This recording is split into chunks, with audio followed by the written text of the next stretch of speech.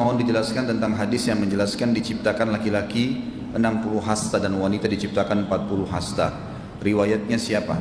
Saya tidak tahu loh kalau diciptakan. Yang saya tahu dibangkitkan. Allah Subhanahu wa taala akan bangkitkan nanti ya, mereka pada hari kiamat, ruhnya nanti diberikan jasad. Ya bisa juga dibahasakan diciptakan kembali ya. Jasad itu hadis Bukhari. Dalam hadis Bukhari tentang masalah mahsyar. Saya tidak ingat sekarang babnya, bab berapa, nomor hadisnya berapa, tapi itu hadis sahih riwayat Imam Bukhari. Jadi itu insyaallah hadis sahih. Mohon penjelasan boleh tidaknya memasang kaligrafi Allah dan Muhammad dalam masjid. Apakah boleh memasang kaligrafi Allah dan Muhammad tersebut sejajar?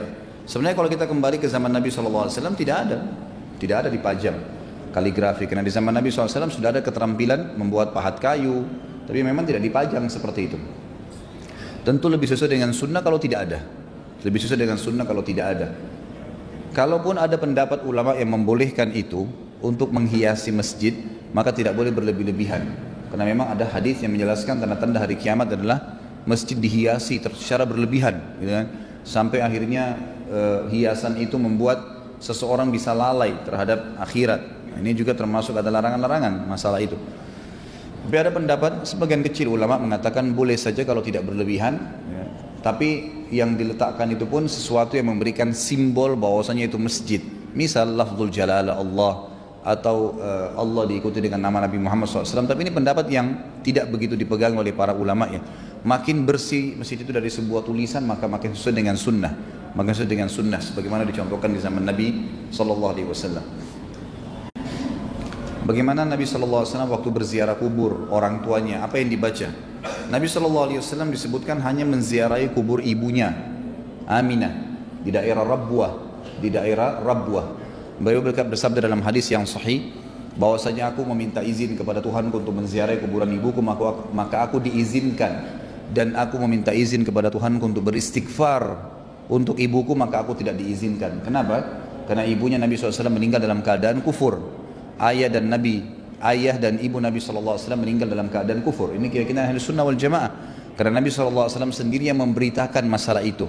Dan ini tidak mengurangi kadar beliau SAW, karena kedua orang tua beliau masih menyembah berhala. Dan ini sudah terjadi pada nabi-nabi sebelumnya, seperti Nabi Ibrahim alaihissalam, kakek Nabi Muhammad SAW, ayahnya bernama Azar, memang meninggal dalam keadaan kufur. Nabi Nuh alaihissalam itu istrinya, anaknya. Nabi Lut, istri dan anaknya, semua dalam keadaan kufur. Itu bukan aib bagi figur seorang nabi. Tapi ini memang sesuai dengan informasi Nabi SAW. Tadi hadis tentang menziarahi kubur Aminah itu disebutkan oleh Imam Al-Hakim dalam Mustadraknya, dan juga Baihaqi menyebutkan ya, ini dengan sanad yang sahih tentang Nabi SAW pernah minta menziarahi kuburan ibunya, diizinkan. Waktu minta istighfar, maka Allah SWT tidak izinkan. Kemudian masalah ayahnya adalah hadis Nabi SAW juga pada saat dalam hadis Bukhari, di mana Nabi SAW pernah didatangi oleh beberapa sahabat, dan mereka bertanya hal-hal yang sepele. Kadang-kadang kalau ada hukum turun, lalu mereka bertanya, kenapa tidak begini ya Rasulullah, dan kenapa tidak begitu ya Rasulullah. Maka Nabi SAW mengatakan, janganlah kalian bertanya sesuatu yang akan memberatkan kalian. Kalau kalian diperintahkan, kalau aku perintahkan sesuatu, maka kerjakanlah semampu kalian, gitu kan?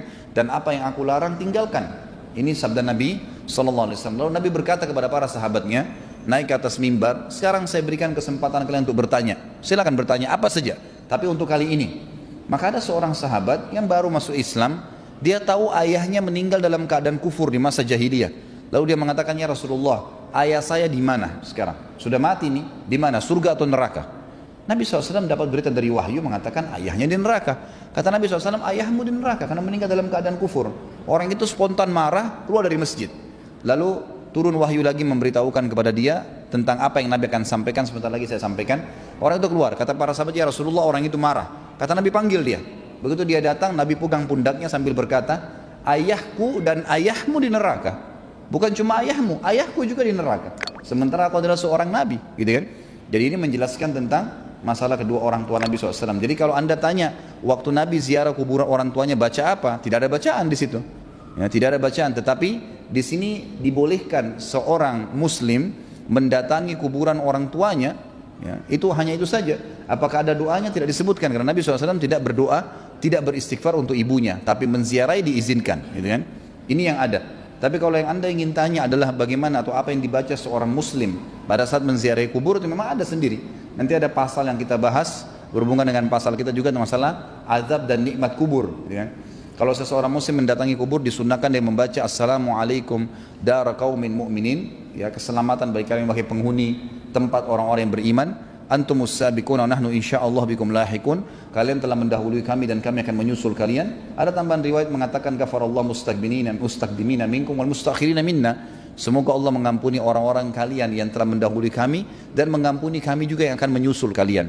Ada juga riwayat-riwayat lain yang menyebutkan tentang masalah ragam doa datangi kubur. Intinya kita memberikan salam dan mendoakan mereka, itu ada.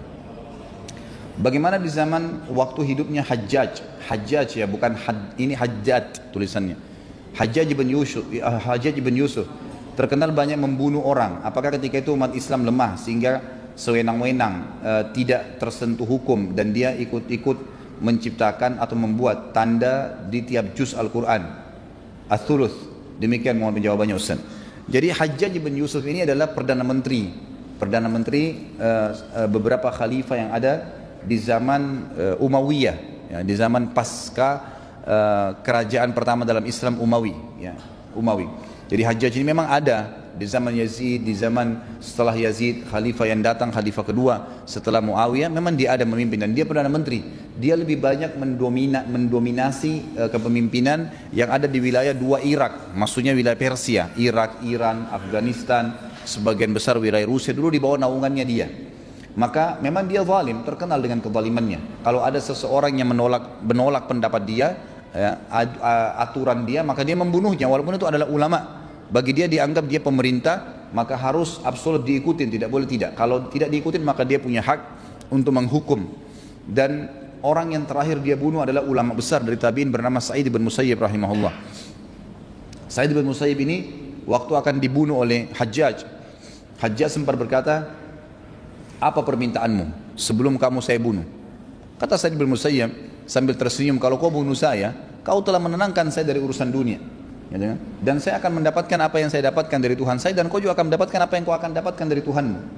Dan hai Hajjaj, kalau seandainya kau membunuh saya, maka saya berdoa kepada Allah agar memberikan kamu hukuman 1000 kali pedih, ya, pedih kali lipat, 1000 kali lipat pedihnya membunuh saya, sehingga kau tidak akan membunuh lagi orang setelah itu. Maka setelah dia membunuh Sa'id bin Musayyib rahimahullah, Hajjaj pun akhirnya pada malam itu nggak bisa tidur dan dia mimpi, ya, dengan kedatangan Sa'id bin Musayyib rahimahullah, dan Sa'id bin Musayyib mendatangkan atau dengan izin Allah, Allah menghukum si Hajjaj ini tidak bisa tidur, dan dia lihat Sa'id bin Musayyib akan membunuh dia. Maka dia pun sampai meninggal dia mengatakan, Sa'id bin Musayyib telah membunuh saya dengan 1000 jiwa sampai dia meninggal keesokan paginya. Itu ringkas cerita. Saya tidak bicara tentang kezalimannya, tapi memang ada hal-hal yang dia lakukan. Tadi misalnya dia merasakan dia pemerintah, maka pada saat itu dia sewenang-wenang. Orang yang bertolak belakang maka dibunuh sama dia. Tapi akhirnya Allah tutup hidupnya dengan kesusahan. Kalau ditanya apakah pada saat itu umat Islam lemah, bukan masalah lemah, tapi dia adalah pemimpin, pemerintah, dan kekuatan militer di bawah tangan dia. Dan dia memang menganggap bolehnya menghukum atau membunuh orang-orang yang bertolak belakang dengan peraturan dia yang dianggap peraturan pemerintah. Dia juga yang telah membunuh sahabat Nabi Abdullah bin Zubair radhiyallahu anhu pada saat Abdullah bin Zubair mendirikan khilafah sendiri di Mekah yang sempat berdiri berapa bulan. Maka dia menganggap Abdullah bin Zubair telah keluar dari pemerintahan Yazid waktu itu yang dianggap khalifah resmi. Maka dia pun membawa pasukannya untuk menyerang Mekah pada saat itu dan akhirnya membunuh Abdullah bin Zubair radhiyallahu anhu, gitu kan. Jadi itu yang terjadi memang, tapi dia adalah seorang muslim yang memang melakukan banyak kesalahan-kesalahan karena ijtihad dia sendiri secara pribadi, dan dia bukan seorang yang alim. Dia adalah seorang politikus yang memang pada saat itu menguasai besar sekali wilayah Islam, dan di tangannya juga ada keadilan karena pada saat itu jihad banyak, tersebar Islam. Dia hanya tidak mau diganggu tentang keputusan dia saja, maka dia anggap itu boleh dihukum mati kalau ada orang yang menentang keputusan dia yang dia anggap tidak melanggar agama, kurang lebih seperti itu. Kalau masalah hukum lemah atau tidak, ya Allah alam. Yang saya tahu sih itu di abad-abad pertama Islam hukum kuat sebenarnya. Cuma dia termasuk gubernur terbesarnya khalifah pada saat itu yang ada berkuasa. Ustaz, bagaimana hukumnya apabila ada yang melarang anak-anak untuk sholat di masjid dengan alasan membuat berisik, dan terkadang ada yang melarang anak-anak untuk sholat di saf paling depan. Alasannya dapat memutuskan saf. Si anak udah berumur 7 tahun dan alhamdulillah si anak sudah pintar. Tentu ini dirincikan oleh ulama.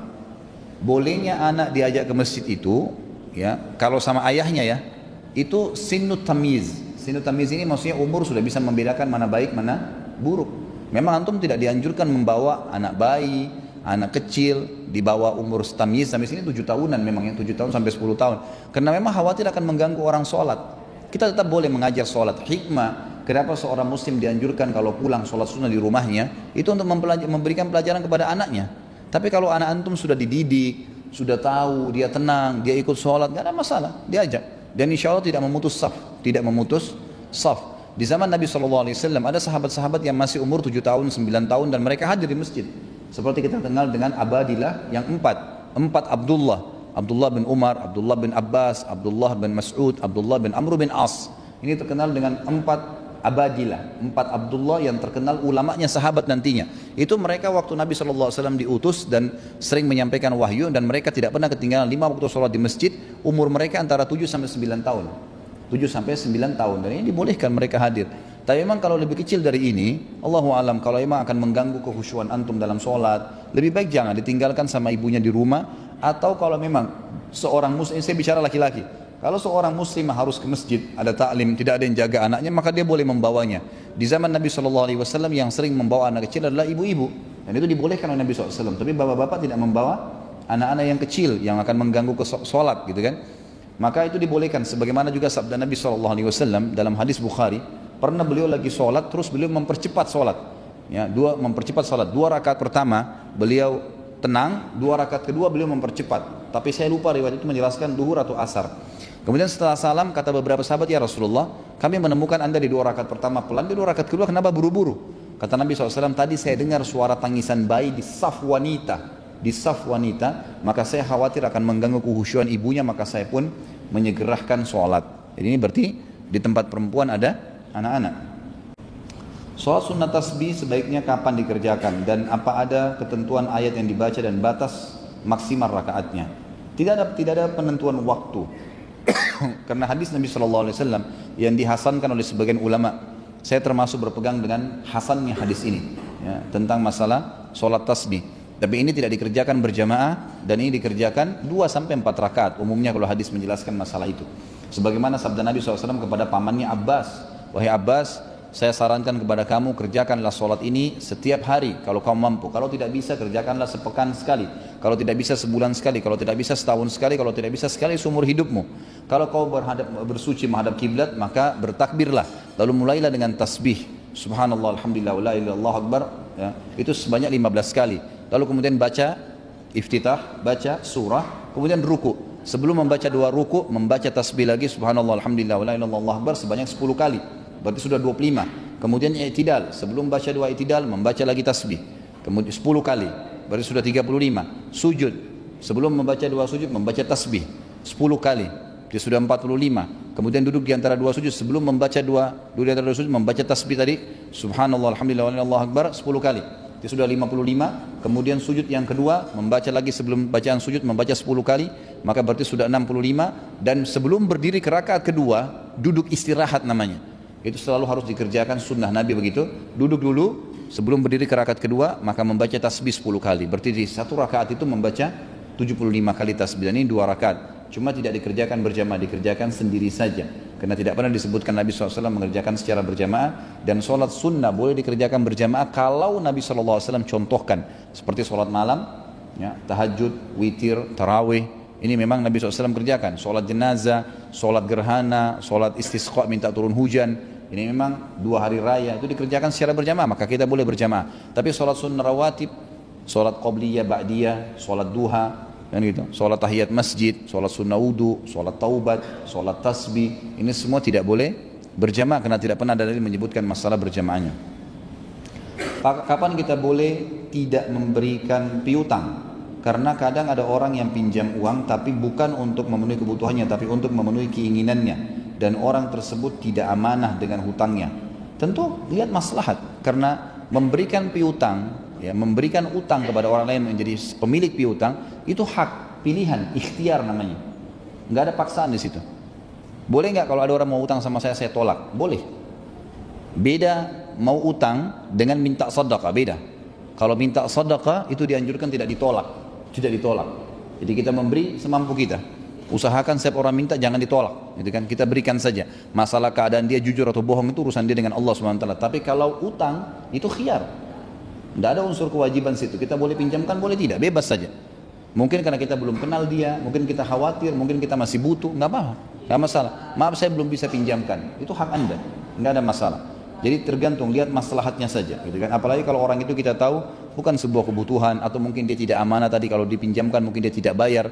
Karena itu banyak terjadi kasus seperti itu ya. Subhanallah, pada saat mereka mau utang, mereka datang merengek-rengek, tapi pada saat mau ditagih malah seperti orang yang punya piutang yang bersalah, merengek sama dia untuk mengembalikan haknya. Ini haram. Kata Nabi SAW, matlul ghani zulmun. Sengaja orang yang mampu tidak membayar utang adalah dosa kezaliman, dosa besar. Dan Imam Adz-Dzahabi masukkan dalam kitabnya Al-Kabair, dosa besar adalah sengaja menunda pembayaran utang. Kita tahu orang mati syahid diampuni semua dosanya kecuali utangnya. Jadi utang itu dosa kalau sengaja nggak dibayar. Itu kan sengaja tidak dibayar. Kebaikan sebesar dzarrah akan diberikan balasan. Tidak akan masuk surga seseorang yang ada riya di dalam dirinya, walaupun sebesar biji sawi. Bagaimana korelasinya Ustaz? Saya tidak pernah menemukan hadis ini. Saya tidak pernah, mohon maaf secara pribadi ya, mungkin keterbatasan ilmu saya tidak pernah tahu ada hadis yang tidak akan masuk surga orang yang dalam hatinya ada sebesar biji sawi dari riya. Kan yang ada adalah hadis al-yasiru minar riya'i syirkun, itu yang ada, hadis sahih yang saya tahu. Sedikit saja riya dalam sholat berarti sudah masuk dalam dosa syirik, gitu kan? Itu yang ada, artinya batal ibadahnya yang itu. Karena perlu kita tahu ya, syirik itu ada dua macam, ada syirik besar, ada syirik kecil, gitu kan? Kalau syirik besar seperti menyembelih selain Allah, meminta menggunakan jimat-jimat, itu syirik besar, gitu kan? Meminta-minta tolong kepada batu, kepada setan, itu syirik besar. Ini dosanya keluar dari agama Islam, dia harus mengulangin syahadatnya. Kalau syirik kecil adalah riya. Ya, riya itu tidak mengeluarkan orang dari Islam. Syirik besar bisa membatalkan ibadah dia semuanya karena dia kufur, dianggap kufur. Tapi kalau syirik besar, syirik kecil itu hanya membatalkan pahala ibadah yang sedang dia kerjakan. Misal Bapak Ibu lagi sholat, terus sempat terlintas riya dan kita iyakan. Misal bisikan setan nih ya, riya itu orang di sebelahmu begini begitu, orang lagi dengar suaramu, orang lagi begini, orang lagi begitu. Lalu kita mengiyakan. Maka riyaknya kita terima, godaan syaitannya kita terima, gitu kan? Maka itu batal sholatnya, sholat itu. Tapi dia nggak ganggu ibadah yang lain. Dia tidak ganggu ibadah yang lain. Kalau kita memahami lafaz hadis ini ada, berarti dia tidak akan masuk surga. Artinya semua ibadahnya akan terganggu. Padahal sebenarnya kalau yang saya tahu, riya itu hanya menghancurkan ibadah yang sedang dikerjakan. Dan kalau Bapak Ibu tidak mengiyakan program syaitan membuat kita riya, tidak riya itu. Misal setiap ibadah kata ulama pasti ada terlintas godaan riya, pasti, nggak mungkin tidak. Kita mau sedekah, syaitan bisikin apa, tuh orang lagi lihat, sedekah begini, nanti ceritain ke orang, apa saja. Selama kita tidak iyakan, kita nggak ikutin, dia bisikin 1001 alasan pun kita nggak mau iyakan, kita nggak menceritakan, kita nggak ikutin program dia, maka tidak riya. Karena semua ibadah pasti terlintas riya, asal tinggal kita terima atau tidak, itu saja. Apa ini? Agar tidak timbul rasa pesimis untuk bisa masuk surga. Maksudnya apa ini? Lanjutan kali tadi ya, sama. Ya memang kita tidak boleh putus asa ya. Kita tidak boleh putus asa. Dalam Islam tidak boleh. Kalau Imam Adz-Dzahabi masukkan kategori dosa besar adalah merasa aman dari makarnya Allah, selalu puas dengan maksiat yang dikerjakan, selalu merasa aman Allah tidak akan hukum, dan dosa itu dosa besar. Dosa besar yang lain adalah putus asa dari rahmatnya Allah. Ini termasuk ya. Kata Allah SWT, wala yai'as min rauhillahi illa qaumul khasir au kafirun. Tidak akan pernah putus asa dari rahmatnya Allah kecuali kaum yang kafir. Jadi memang itu dianggap orang-orang yang salah, maaf, kaum khasirun ya, orang yang rugi. Ya kalau tidak salah makna ayatnya, maka itu berarti dianggap dia tidak boleh putus asa dari rahmatnya Allah SWT. Kita harus selalu optimis. Kata Nabi SAW, saya tidak menyukai kata-kata buruk, saya tidak mau pesimis ya. Tetapi saya suka al-fa'al. Al-fa'al itu kata para sahabat, apa itu ya Rasulullah? Kata Nabi SAW, al-fa'al adalah al-kalimatut tayyibah. Selalu mengucapkan kalimat yang baik. Seperti contoh, kata para ulama, kalau seandainya ada di antara kita yang mendapatkan berita buruk, misalnya berita dari seseorang, misalnya bukan buruk ya, dia bilang misalnya, ada berita seperti ini, ada berita seperti itu. Belum kita dengar beritanya kita selalu mengucapkan khairan insyaallah. Artinya semoga Allah jadikan kebaikan. Itu dianjurkan. Itu masuk dalam al-fa'al namanya. Ucapan kalimat-kalimat yang berbau doa baik. Apa hukum reksadana syariah? Hukum menggunakan kartu kredit, sholat tahiyat masjid. Ada hubungannya dengan hari kiamat dan ada dengan hukuman ya? Baiklah. Saya tidak tahu, terus terang. Saya tidak punya ilmu dalam masalah reksadana syariah atau yang bukan syariah berhubungan dengan masalah ini. Apakah ini asuransi, bukan asuransi, seperti apa sistemnya, saya tidak tahu. Jadi saya tidak bisa menjawab ini. Mudah-mudahan antum bisa dapatkan dari ustadz yang lain yang lebih tahu tentang hukum ini. Gitu. Kalau hukum penggunaan kartu kredit ini masih khilaf di antara ulama. Kalau anda darurat memang harus menggunakan, berada di sebuah negara yang semuanya pakai sistem itu. Ada beberapa negara tidak bisa bayar cash, orang harus pakai gesek semua, gitu kan?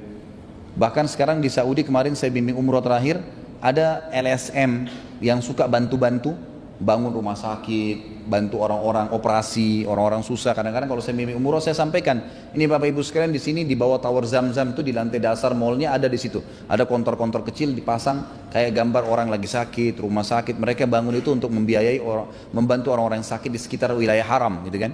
Saya sering suruh jemaah saya sedekah di situ. Atau di sebelahnya ada sekolah tahfidz Quran yang dari situ juga tamat banyak imam-imam haram. Saya suruh sedekah. Mungkin biayai bulanan para penghafal Quran atau dan seterusnya.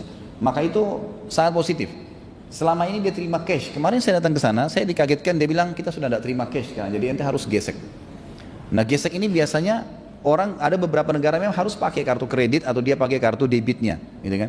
Tergantung keadaannya. Tapi saya angkat sekarang pendapat umumnya, ulama mengatakan kalau yang berhubungan dengan bank konvensional yang bermasalah adalah sistemnya, sistem. Kalau dana secara umum di perbankan konvensional itu adalah umumnya dana-dana yang baik, umumnya seperti misalnya dana warisan, gaji pegawai, orang nabung, uangnya nggak ada masalah. Yang jadi masalah pengelolaan sistemnya, berarti yang dihasilkan oleh sistem itu yang tidak boleh. Misal gaji pegawai, misal bunganya dari sistemnya. Karena umumnya dana yang ada itu dana-dana yang diambil dari hal-hal yang halal sebenarnya. Orang menabung, orang menyimpan dan semuanya. Maka ulama mengatakan kalau berhubungan dengan bank konvensional, yang tengah-tengah pendapat yang saya ketahui adalah yang berhubungan dengan fasilitasnya dia, tidak berhubungan dengan sistem yang menarik kita kepada hukum ribawiyahnya, maka masih diumumkan boleh oleh ulama menggunakan kartu kredit tapi tidak kena bunganya misalnya, gitu kan? Itu masih diumumkan. Ya, ulama ada yang mengatakan itu boleh saja. Tapi di sini peka ya, seseorang berada di seperti telur di ujung tanduk. Kapan dia terlambat kena riba, berbahaya, gitu kan? Sudah jelas kena bunga berarti dia harus konsekuensinya menanggung dosa riba. Ya, sebagaimana sabda Nabi SAW, 1 dirham riba ya, lebih berat daripada 36 kali berzina.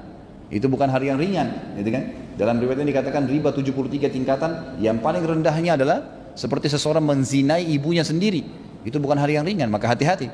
Tapi di sini saya angkat ada pendapat ulama yang mengatakan kalau negara itu tidak ada atau umumnya menggunakan fasilitas tersebut, atau misalnya dia masuk menggunakan fasilitas itu, masalah transfer, dia tidak punya yang lain, agak sulit, fasilitas bank syariah masih belum lengkap dan segalanya, maka dia boleh, tapi dia harus berhati-hati sekali. Dia harus menghisap dirinya karena bisa saja dia kena dosa riba itu. Sholat tahiyat masjid apakah hanya boleh dilakukan di masjid saja? Jika suatu ruangan kecil namun tempat tersebut dikhususkan untuk sholat, apakah dianjurkan sholat tahiyat masjid? Semua tempat, Bapak Ibu sekalian, yang sudah diniatkan untuk jadi tempat sholat 5 waktu, maka namanya masjid. Besar atau kecil. Di Indonesia aja yang pakai istilah ada masjid ada musola. Kalau dalam syariat itu musola itu tempat yang luas, lapangan dipakai untuk sholat id. Itu benar. Kalau di dalam Islam kecil atau besar masjid. Misal bapak ibu punya tanah nih 1000 meter rumahnya, 10 kali 10 meter di depan rumah saya blok tutup dengan triplex saja atau saya tutup dengan tembok, saya niatin untuk masjid. Begitu diniatin masjid, sudah hukum masjid berlaku, tahiyat masjidnya, fadilah sholat berjamaahnya, azan di situ berlaku, boleh sholat Jumat, boleh iktikaf pada saat Ramadan, gak ada masalah, sudah berlaku walaupun kecil. Jadi jangan dianggap karena tidak ada mimbarnya misalnya. Ya tapi sudah diniatin, sudah jelas orang tahu ini semua tempat untuk sholat. Siapa saya boleh sholat, berarti tahiyat masjid berlaku padanya. Tahiyat masjid berlaku padanya, Allahu a'lam. Baik, sampai sini Bapak Ibu sekalian, mudah-mudahan apa yang kenapa Pak?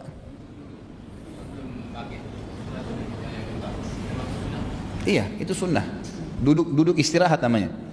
Jadi Nabi SAW mempraktikkan sholat beliau setiap kali mau pindah ke rakaat yang setelahnya, baik satu, kedua, dua, ketiga, selalu duduk istirahat. Duduk istirahat. Memang itu digunakan oleh Nabi SAW. Cuma bedanya kalau di rakaat kedua, ketiga itu diikuti dengan tahiyat. Diikuti dengan tahiyat kayak rakaat duhur misalnya. Tapi kalau yang lain tetap duduk istirahat. Memang duduk dulu. Bahkan Nabi SAW melarang kita berdiri seperti unta. Unta itu kalau berdiri kan sering selalu mengangkat bokongnya dan langsung berdiri. Makanya kita dianjurkan bertolak belakang dengan unta. Begitu bangun dari sujud, duduk dulu.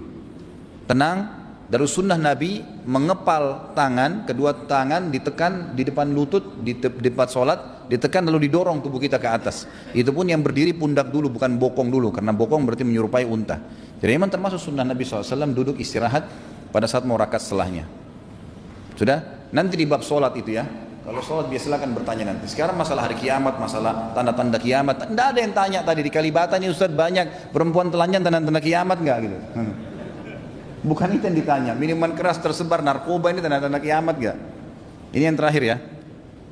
Apakah saat tiupan trompet pertama arsy-Nya Allah juga dimusnahkan? Bagaimana dengan matahari? Apakah apa ini? Apakah apa ini? Oh, apakah dimusnahkan? Apa maksudnya ini? Oh begitu. Baik, memang itu ada ayat Al-Quran. Ada ayat Al-Quran yang berbunyi begini. A'udzubillahi minasyaitonir rajim. Fa idza nufikha fis-suri fasa'iqa man fis samawati wal ardi illa man sya'allah wa kullun atauhu dakhilin. Artinya kurang lebih begini. Kalau ditiupkan sangkakala, jadi sangkakala kan 2 kali ditiup nanti. Sangkakala tiupan pertama menghancurkan semua yang di langit dan di bumi. Sangkakala kedua akan membangkitkan. Kita akan bahas nanti bahasan kita ke depannya insyaallah pada saat membahas pembangkitan di mahsyar. Tiupan yang pertama itu akan menghancurkan semua dalam ayat ini. Pada saat ditiup sangkakala pertama, semua yang di langit dan di bumi sa'iq. Sa'iq itu musnah tiba-tiba, hancur tiba-tiba, gitu kan? Semua di langit dan di bumi, tapi ada firman Allah apa? Illa man sya'allah, kecuali yang Allah inginkan. Kecuali yang Allah inginkan. Kata ulama tafsir, yang Allah inginkan adalah bidadari dan bidadari di surga. Tidak kena tiupan sangkakala itu. Kemudian Jibril alaihissalam, Mikail, Israfil. 3 malaikat ini memang disepakati oleh ulama tidak kena tiupan tersebut. Karena Israfil juga yang tiup sangkakala. Kalau dia hancur di tiupan sangkakala pertama, berarti siapa yang akan tiup sangkakala yang kedua? Sementara dia. Jadi ada malaikat yang tidak kena kehancuran dengan tiupan tersebut. Termasuk arsy-Nya Allah, pemikul arsy-Nya Allah. Ada 8 malaikat. Wa yahmilu arsy rabbika yawma idzin tsamaniya. Dan pada hari itu, hari kiamat nanti kalian akan lihat singgasana Tuhan kalian datang dipikul dengan 8 malaikat. Ini 8 malaikat tidak kena hancurnya di situ, gitu kan? Itu dengan keinginan Allah SWT. Itu semuanya berlaku di langit. Tetapi yang di bumi tidak ada yang tersisa. Di bumi semuanya akan hancur. Di bumi semua akan hancur dengan izin Allah SWT. Kalau matahari jelas akan hancur. Matahari akan semua kata Allah SWT, semua yang di langit dan di bumi ini akan hancur. Tetapi memang ada hadis khusus masalah bulan dan matahari ini yang pernah saya ketahui Allah alam, hadis sahih riwayat Imam Ahmad, bahwasanya matahari dan bulan di bumi ini adalah tanda-tanda kekuasaan Allah. Ya, sebagaimana tentang sholat gerhana, mungkin kalau teman-teman sholat gerhana berapa hari yang lalu di Indonesia ini, itu kan ada hadis Nabi SAW yang berbunyi pada saat mati anaknya beliau meninggal dunia Ibrahim, maka kebetulan juga gerhana matahari. Maka para sahabat berkata, ada sebagian sahabat berkata, oh gerhana ini terjadi karena meninggalnya Ibrahim. Maka Nabi SAW mengumpulkan kaum muslimin, kemudian sholat gerhana, lalu kemudian beliau khutbah. Dia mengatakan sesungguhnya matahari dan bulan adalah tanda-tanda kekuasaan Allah, tetapi gerhananya tidak terjadi karena kelahiran dan kematian seseorang. Jadi kan, dia adalah tanda-tanda kebesaran Allah. Ini kalau di dunia. Jadi dia selain fungsinya menerangi bumi di siang hari dan bulan di malam hari, kemudian juga kasus dia akan menjadi tanda-tanda kebesaran Allah kalau terjadi gerhananya. Kalau di akhirat itu hadisnya lain. Kata Nabi SAW, Allah menjadikan matahari dan bulan adalah salah satu perangkat penyiksa di neraka. Bagaimana Allah alam? Kita tidak tahu. Tapi itu hadis menjelaskan masalah hal tersebut. Ini yang saya ketahui. Kalau benar ya Allah, pada saat saya mohon dimaafkan. Subhanakallahumma bihamdika asyhadu an la ilaha illa anta astaghfiruka wa atubu ilaik. Wassalamualaikum warahmatullahi wabarakatuh.